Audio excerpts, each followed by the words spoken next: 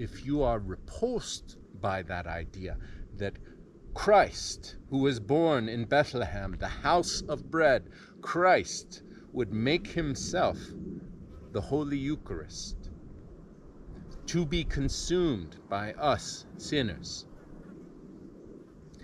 consumed just as ordinary bread, consumed in such a way that his true body, true blood, true soul, true divinity becomes joined in union with our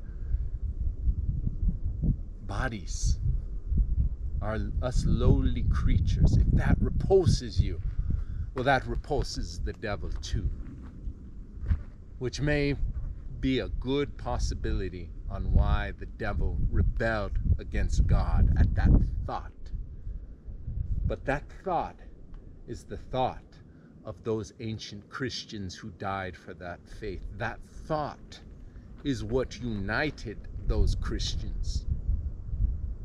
That's what they gathered for that breaking of the bread on the Lord's Day. That thought that fulfilled the prophecy of Malachi, that thought is not a novel idea to Christianity. It's the rejection of that thought that is a novel idea, because it rejects the sacramental, at least the acknowledgement of the sacramental mindset.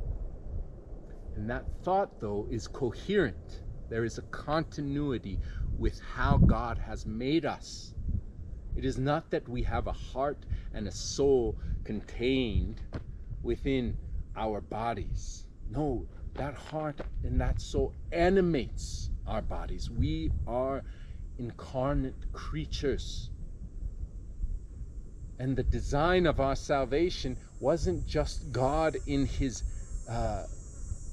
Gnostic sort of reality somehow slipping into our incarnate world. No, he entered in to being incarnate. Our salvation is incarnational. His sacrifice was his body pouring out his blood. But somehow, with all that subtle enmity that lay dormant, that venom from hell, somehow through time, gradually, as we fell asleep and the rebellion took place, and fraction and fraction and fraction, you have it in your crazy mindset that is preposterous. But it fits right in to the design of God. God didn't have to become incarnate. God didn't have to pour out his blood, but he wanted to make it undeniable to our understanding, to our history, to our communion, that there is this incarnate reality that we exist in, that we are not angels, that his creation, where he made a covenant with his creation and said it was good,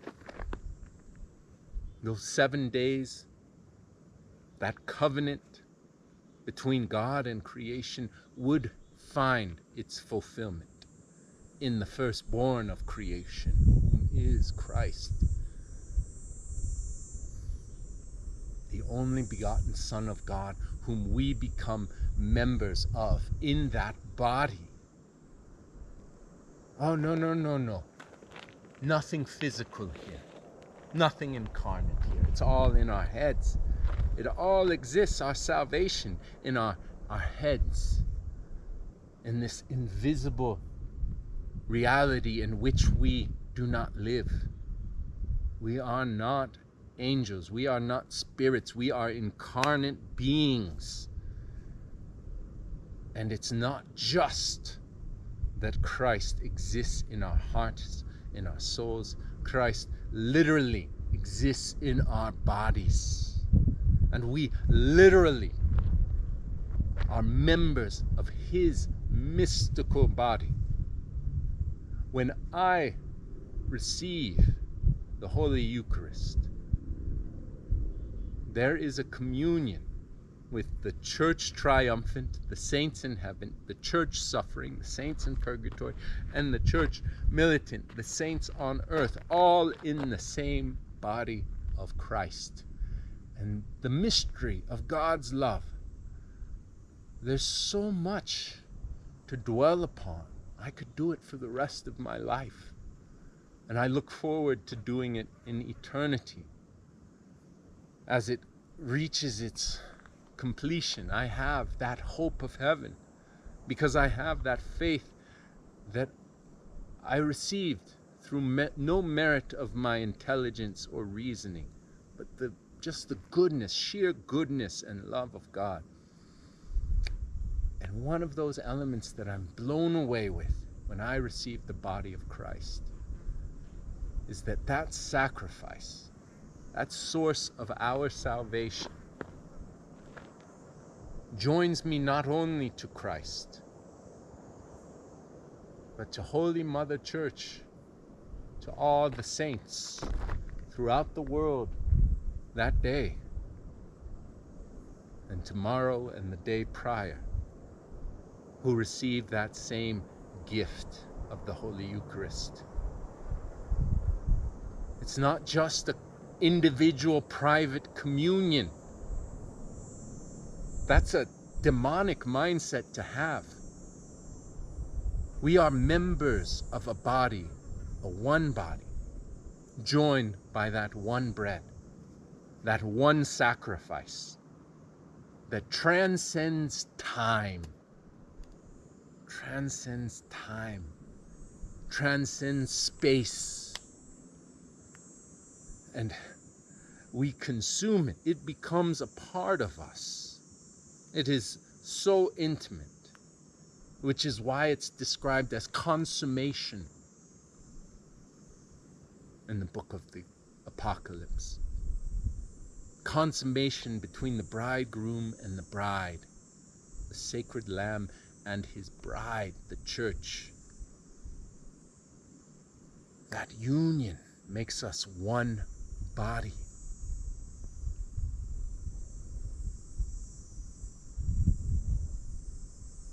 This is the cure to all the evil of the world. This is the source of any ounce of love that enters the world, is Christ in his Holy Eucharist, the source and summit of the Christian faith. With all our divisions and derisions, this is where we have to turn to eventually.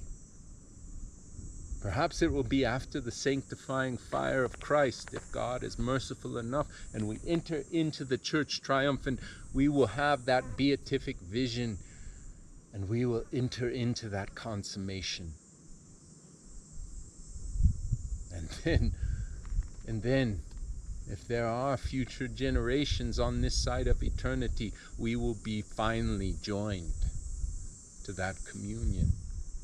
And when time reaches its completion, all of that will still be that same consummation between Christ, our high priest, and the Father. That communion within the Holy Trinity, God who is love, in the body of Christ. The new Israel in Holy Mother Church, the body of Christ, the bride of Christ. It goes beyond our intellect, so much so that we will discover the depth of it without end. Throughout eternity, everlasting life, drawn deeper and deeper into Holy Communion with God. So,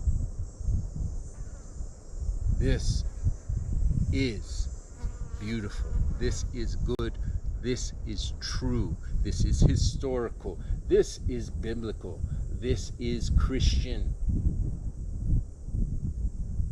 And if you just dismiss this through some proclamation in your brain as the self-appointed Pope and Magisterium of the true Christian Church, in your private,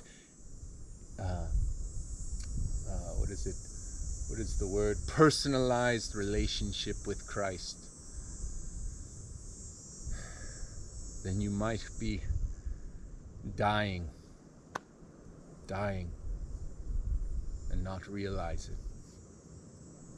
Thinking you're in heaven, but dying in hell. Dying in the enmity of the ancient serpent. And to that I would just say, wake up. Wake up. Wake up to the gift of God that you do not deserve, that none of us deserve. And eat that true bread from heaven that Christ says is truly his flesh, his body. Enter into the deep mystery of God's love. Abide the fire.